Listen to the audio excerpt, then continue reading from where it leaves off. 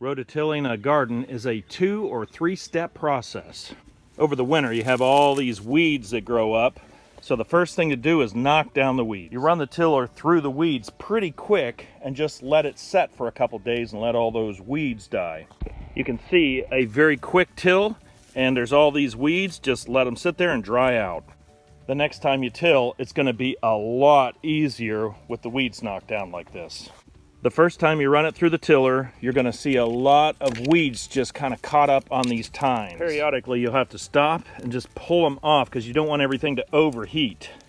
There's a lot of good dirt on the roots. You just want this stuff to dry off, and then you'll till it into the ground. When this stuff dries up, you'll just add more compost. Over the years, I've used a lot of tillers. I really like this one because it's small, controllable, and it's electric, so you're not messing with that gasoline engine. This is like the 5th year that I'm using this thing, and it has just been wonderful to work with.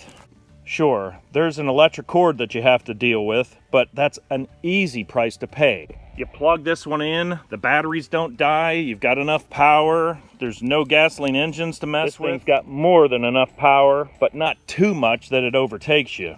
These tillers are pretty practical. If you want to go between rows, you can just pull off the tines. They remove fairly easy, and then you can go between the rows of the plants.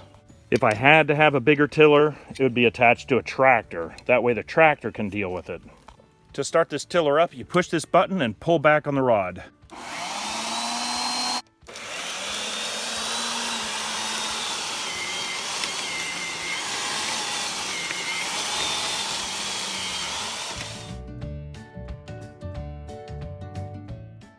This tiller made fast work of this, and you can see it's already clogged up with lots of weeds. If you don't pull out the weeds, it overheats.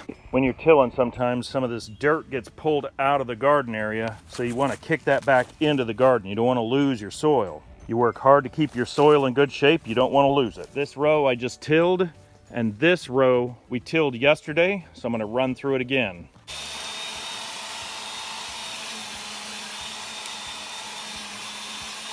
You can see how easy it is running it through the second time, and then we'll let this dry up and we'll run it through a third time.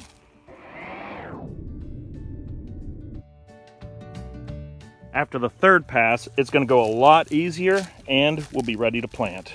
For a small garden, these little tillers are pretty nice.